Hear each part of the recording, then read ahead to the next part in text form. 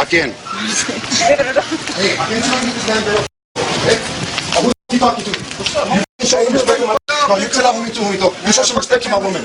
You show respect to my female, bro. You keep your mouth shut. Alright? Why does this look like something that could have been on one of those shows written by that guy? Like the guy who wrote Seinfeld. Who wrote Seinfeld? The guy who wrote Seinfeld. This looks like there could be something out of a comedy skit with him. As if this is a weird shot out of The Office, fam. Now I'm not with you. Now I will knock you the out. That's why I'm telling you. You respect your elder homes. Alright, walk there. Walk and respect. Go in this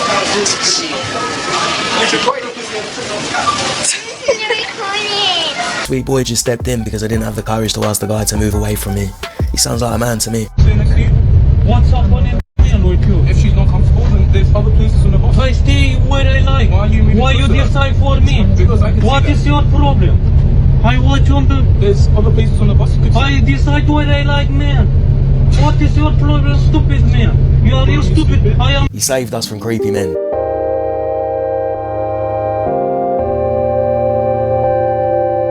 That's my cups. Get off the train right now. Get off the train, bro. Get off the train right now. I see what you're doing, bro. Get off right now. Get up. Get the... I don't understand all these modern day heroes. I appreciate the modern day hero as somebody who is not a creep, or I guess I could be considered. Aren't all men creeps in a sense? Aren't we all liable to be creeps at some point, and we had to sort of reel it back? Because how else are you supposed to know as a man what is acceptable and what isn't acceptable? That means at a certain point, we all had to be creeps and figure out, you know what, that's a little bit too far. Let's reel it back in a little bit, you know? Respect to this man for getting his creep off the train. He was doing some disgusting shit in front of a woman. I can't show you in here, but he's a fucking weirdo. Well, police honor a man for rescuing a teenage girl in downtown Phoenix last month, and police say that Josh Jones stepped in when a girl you see here on camera was assaulted while waiting for her boyfriend. And you can see Jones in the highlighted area right here, and the guy trying to take the girl down to the ground. He took the man to the ground himself and sat on him until officers arrived. Well, Josh was recognized by the Phoenix police for his heroic actions. He told police he did what he thought was right to do. That guy looks crazy Amish, yo. Yo. But mad respect to him for doing that. A lot of people, in my first instinct was that I would have just kicked it. Listen, I'm one of those people, I'm not an intervenist, bro. Interventionist? Somebody who's going to intervene. I don't intervene on things. Yes, I know you can say, oh no, where's your sense of being a Samaritan? Well, I'll tell you what my sense of being a Samaritan is. What if I go and try to save this girl, right? And then the man's gets me too, you know? He yooks me with the blade. Then what? Then I look like an idiot. So better yet, let this man's intrusive thoughts take over and I'm going the other direction. You know what I mean? Thanks, Josh. You know, big respect to Josh. You got to imagine if that's your girl, and it's good to see the appreciation from women in the comments saying we need more men like this. And I agree, but if you want that, you got to stop raising men to be simpy little bitches. Because today's generation is lacking guys like Josh, let's be honest.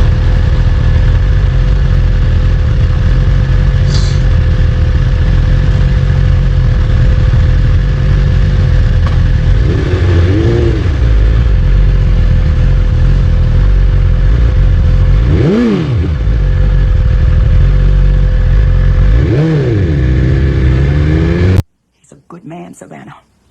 A good man. This kid jumped in one of the most dangerous inlets in South Florida to save a stranger. Everyone, meet Jacob Thompson. On November 30th, 2023, a 35-year-old woman fell into the Boynton Inlet near Ocean Ridge, Florida. The high sea walls made it difficult for her to climb out, and a strong, outgoing tide was carrying her rapidly toward the Atlantic Ocean. The woman struggled to swim in the 17 feet deep water. A group of people tried to help, but they couldn't get to her. That's when Jacob, a 17-year-old high school student, rushed to the scene.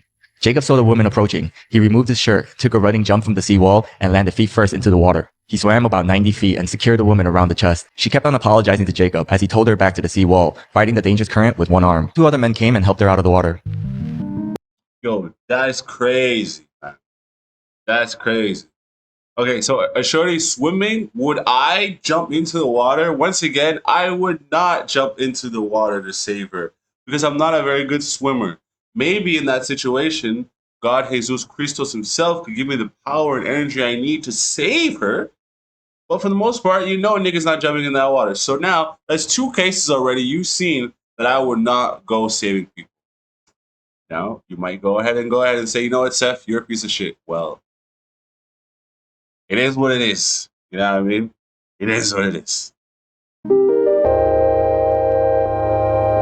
A few days later, Jacob received a full scholarship from the Aiden Perry Good Samaritan Scholarship Fund so that he could enroll in the Fire Academy, which was a dream of his. The scholarship was started by Sarah Perry after she lost her son, Aiden, who tried to save a driver out of a lake. Jacob Thompson is an extraordinary man. I tell you what, he's going to make an amazing firefighter, and he must be an amazing swimmer as well to put her out that tired. So not only is he brave, but he's also out here breaking stereotypes. We're here today to test to see if the stereotype is true that black people can't swim. Since black people can't swim, what's this shit, bro? As Cameron Cook helped his little sister with some homework tonight, it was hard not to think about the little girl he protected from a pervert over the weekend. I seen the guy grabbing himself, and my mom goes, Cam, let's go, keep walking. I was like, no, something's going on. The 17-year-old was at the South Bay Target with his mom on Saturday when he noticed that man fixated on a young girl pushing a shopping cart. Listen, y'all niggas are really making me feel terrible, bro. Y'all are really making me feel like the worst. Okay, listen. I'm not saying that there would never be a moment in which I would provide servitude to the public. I'm not saying that. But that goes against me being somebody that doesn't intervene with society, okay? If there is a lion going to eat a rabbit, you can't save the lion. Or you can't save the rabbit. What am I saying? Listen, some things just have to play out the way they were meant to play out, okay? We're not all Clark Kent here. Close enough where I could smell the liquor coming from his mouth. It was horrible. But it got worse when the man thrust himself up against the somewhat startled youngster, prompting Cameron to step in. So I went up to him, I was like, excuse me, sir, do you know her? And the first thing he said was, I'm not a pervert, I'm not a pervert. I was like, I didn't ask you that, sir. And he was big, and Cameron had no fear at all. He just stood firm on the fact that he knew that what this man was doing was wrong. Indeed, Cameron suggested the suspect leave the store, and he did. I'm very proud of him, but it's totally within his character. He is not afraid to do what's right. There was also heartfelt thanks from the young victim's mom, who was apparently in the bathroom at the time. I'm just happy that I was there to be able to protect her, because you never know what could have. Okay, listen. All these situations are great and valid. I prefer to be in a world where people will step up and save other people. That's good. We need that. We need that. We need things like that. But you know me, I'm the type of nigga that wears black Air Force Ones and is going to look the other way. I'm sorry. Like, say what you will about me, dude. Say anything that you will. But then again, I'm probably just saying that for comedic value, because we all know there's that one situation where something is happening and you know it's wrong, and then you go in and you have to at least do something. Because this idea of letting another human being succumb to sort of this kind of evil, whatever the evil might be, or whatever the fact that they might need saving, sometimes a spirit energy just comes over you that you have to get in there and do the bidding. So yeah, of course I'm just yapping because it's part of entertainment. I'm just trying to be, I guess, controversial, as they would say. But in reality, when it really comes down to it, sometimes you gotta save a hoe, bro. Went on. Whether he's 17 or not, this kid's more of a man than most men today.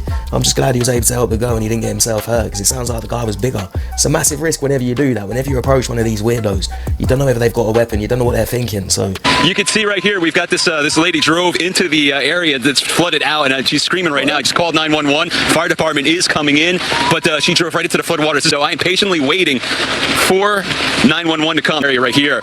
She is still screaming, but we got you. We got you. 911, they're coming. You're good. You're good. Oh, man. So this legend didn't wait, and he actually took it upon himself to get in there and rescue this woman. I'm gonna go see if I can help this lady out a little bit more, you guys. I'll be back.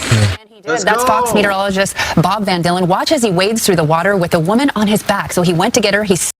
Bob Van Dillen puts the whole team on his back, though.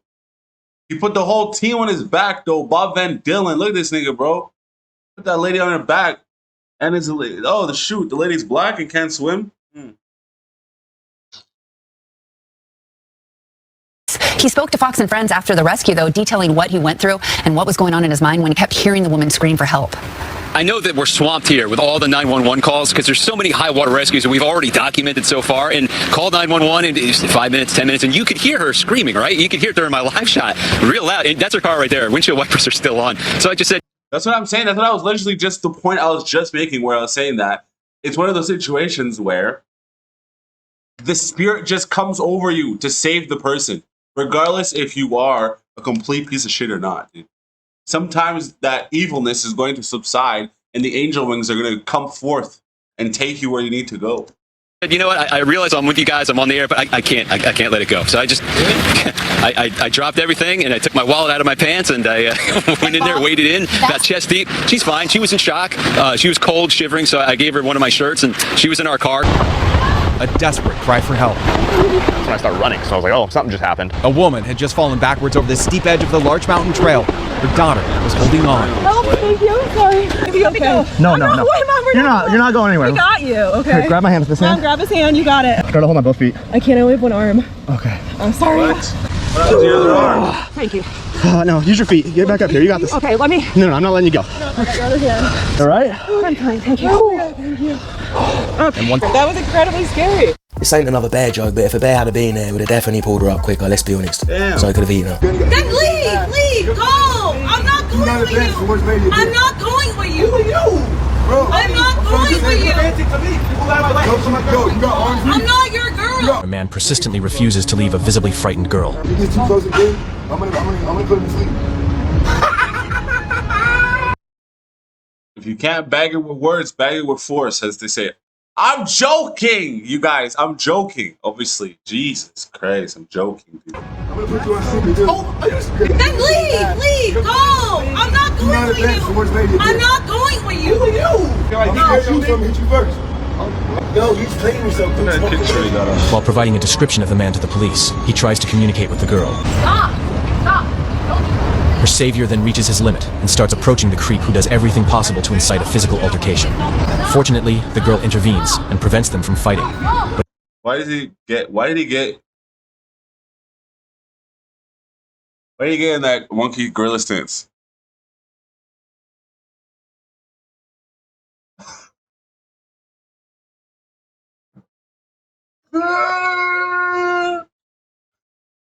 God damn it, Seven. You're the worst.